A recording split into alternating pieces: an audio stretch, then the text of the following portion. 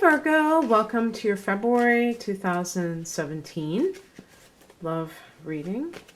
It's Raina here.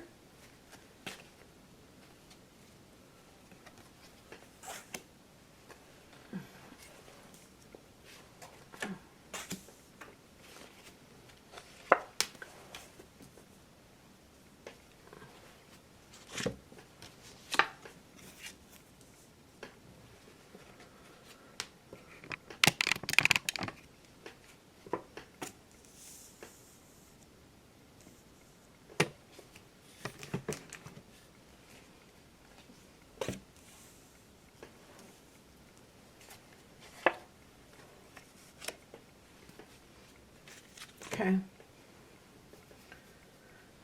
Well, you have four major arcanas here. You know, I shouldn't be so surprised, actually, that this is happening because, you know, February is an eclipse month. So what's happening in February is that there's going to be an eclipse, a lunar eclipse in, what do you call it, Leo on the 10th, and then there's going to be a solar eclipse in Pisces on around the 25th or 26th. And so that's your opposite sign. That's the 7th house of long-term relationships. So it's like a very, very powerful full moon or a new moon in your house of marriage and other types of partnerships too. So that can bring in new beginnings, and it can be very long-lasting. It's not just for this time period. So that's another great thing about that. So just keep that in mind, because that could be very, you know, February can be a very eventful month for you, and have long-lasting impact as a result. Okay, so let me begin. And the overall theme is the Emperor card. So this could be, I feel like for some of you, this is a person who is very set in their ways and very autocratic, very dictatorial. This is associated with the sign of Aries, in case that is someone that you have in your life. But it doesn't have to be that particular sun sign. It could just be describing their way of viewing the world. And another connection to make with this card is anyone involved in law enforcement and the military, or the military. So this is kind of like an extension of that, where they see the world in terms of black and white and right and wrong. There's not looking at life in terms of the philosophical or psychological influences that have impacted the person. It's all about whatever is happening and seeing it from that perspective. And as a result, this could also be a judge. So it could be some kind of a person in that position of authority, possibly, you know, related to getting divorced, if that's something that, and I was saying too, by the way, with the last reading I did, was that sometimes when you have a new moon in the marriage house, it could be that maybe you're going to get divorced. The 7th house also deals with law, I would say, is it the 9th house deals with legal cases. I think the 7th house too, though, any kind of lawsuits or just anything to do with, legal matters. I think that also can reflect that. So there can be a new beginning in getting a divorce or something like that. Maybe, you know, for some people, maybe they were, if you had like a protracted, long drawn out divorce, maybe all of a sudden it gets resolved. You're able to move on. You're able to do something else. You know, Eclipses are more, it's not like what you put into it effort-wise. It's more of like, it's kind of carries itself along, whether it's an ending or a beginning. But sometimes beginnings are really also a form of an ending. I know that's, I'm kind of rambling, but just looking at it from that perspective too. I do feel that in the past you were in defensive mode. So it could be, and this again, it's like the fire element with the wands. It can indicate some kind of abuse, or doesn't have to be physical abuse, but the other person, you know, maybe always seeing you in a bad light and you feeling like you're always on the defensive with this person. That's one of my big things with when you know a relationship is toxic, when you don't feel like the other person understands you and you're always having to explain yourself. That is kind of like a ploy, actually. You know, when somebody acts like they don't understand why you do what you do, it's really because they want to put you in a position of always being on the defensive, because that's a weakened posture. And some people, they fall into that trap of trying to explain themselves, and eventually you realize that there's nothing you can do. That person sees you in a certain light because they want to see you there. They don't want to see the best in you. And the sooner that you move on, the better off it will be, because you will not invest any more energy in a hopeless cause. And I'm very optimistic, but there are certain things that I realize that they're just very dysfunctional patterns that have to be, you know, resolved, or, you know, let go of. Sorry, my cord fell off. And you have to just allow them. I was saying patterns that you have to resolve, but it's really within yourself. It's not with that other person, because a lot of times these people, they will not see what they don't want to see. You know, it doesn't serve them to see your point of view. So just keep that in mind. But, you know, it's great because what comes in is something really, really good. And this is like the yes card for all of the things that you, all the questions, all the desires that you have. The universe is saying yes, the wish fulfillment card. In astrology, this corresponds to the 11th house. I mean, I've never seen them say that, but that's what the 11th house is, the house of hopes and wishes.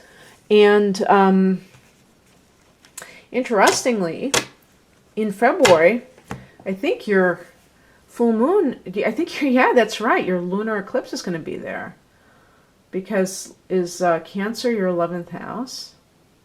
And yes, it is. So it's a lunar eclipse, so it can, people say, you know, it takes things away. But I think that full moons and even eclipses, whether it's, there's always the possibility for gain as far as I'm concerned, because the full moon is very fertile.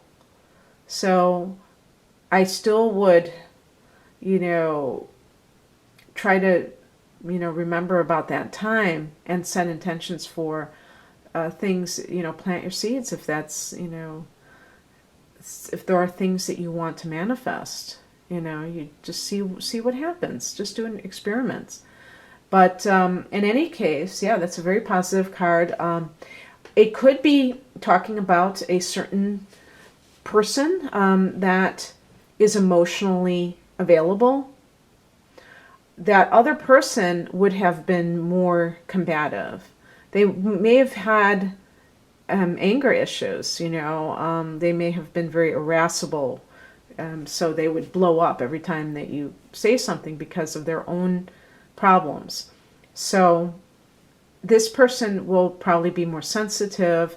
Yeah, and it might even be a Cancer, because this is the higher message. This is associated with the sign of Cancer, which is one of the water signs. And the other water signs are Pisces and Scorpio. As a higher message, this can also be saying that, you know, success is had when there are times of a lot of strife. Success is had by holding onto the, you know, grabbing the reins of the horse. And the horse is obviously metaphorical, and it means that you, I think there's something in the Bhagavad Gita like that about the chariot, and being the chariot driver. Yeah, no, and it is the chariot. That's the same card. Yeah, it's a metaphor for not allowing your mind to run away with you, I think. And having that focus and having that one-pointedness, even when there's a lot of stuff going on. And this is I think this is what separates the men from the boys, so to speak, where people who are under stress, if they just veer off on a tangent and start doing things that are trying to relieve their stress, but it just causes them to go further and further from their goals, then they're totally derailed. Whereas people who, they may feel like under great stress, but sometimes that's when they have their greatest accomplishments, because they work with the energy. And that means that it makes them even more determined to shut out all distractions. I think too that this may be saying that this person, he or she was a distraction in your life. And maybe that was what, maybe that got you derailed. And now you have the opportunity to set your life back on course. What crosses you is the Empress card. Now, if there was a situation of infidelity, and there was another, I'm going to say another woman, because this is a very feminine energy, is associated with the mother, actually. And if there's any kind of third party, and it was a person who this,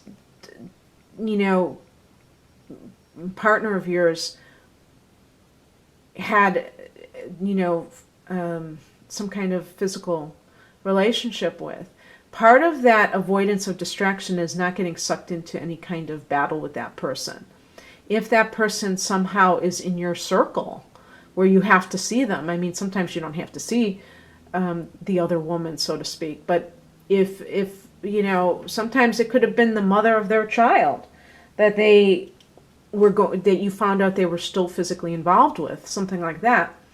Let her have him. You know what I mean? Don't get into this cheesy drama of trying, because of ego, of trying to compete with, her over the man, that kind of thing. And, there are many different variations. It doesn't even have to, we don't have to even talk about gender, but I do see the mother energy from this. But it's also the temptress, the archetype of the woman who is very seductive. But again, so many women fall into that trap of blaming the other woman for the man straying, and that is very foolish. That's very foolish, and it's anti-woman. And I'm not even a big feminist. I'm just saying it's totally absolving the man of guilt.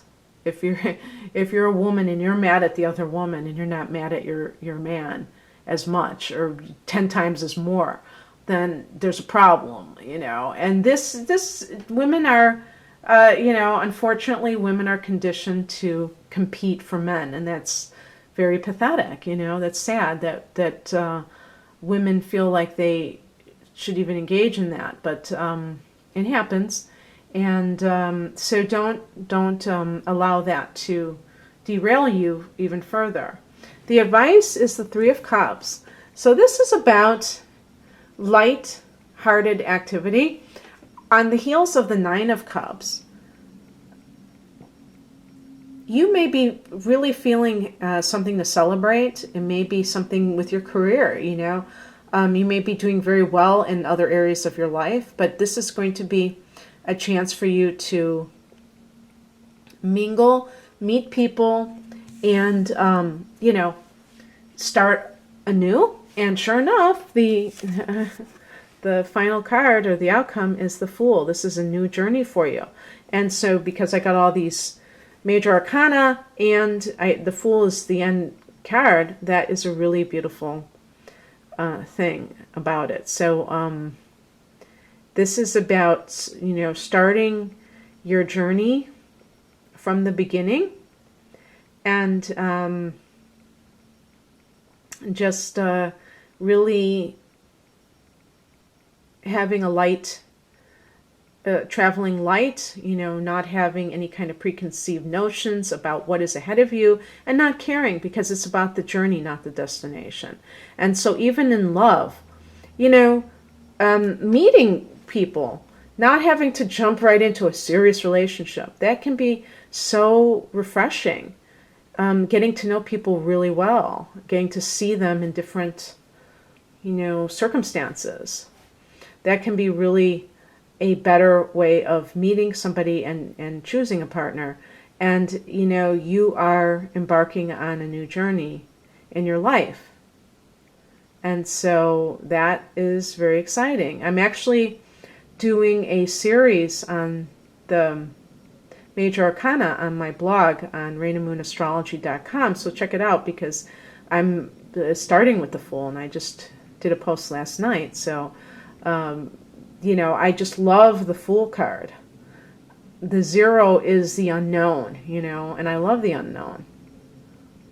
A lot of people who want, you know, whether it's tarot readings or astrology readings or psychic readings, they want to know the unknown. And I don't think that, I don't want to know the unknown. What I want to know is I want to have some light on my trail, but I don't have to know everything, and I can't know everything. There's no way that we can, because we would never be here if we could. There would be no point. Our lives would be pointless if everything was known ahead of time. And that's where the mystery is, and that's where the fun is. So enjoy the mystery is what I'm saying. Okay, Virgo, so I hope you have a great month. If you'd like a private reading, please click on the link below. Otherwise, enjoy yourself. Bye.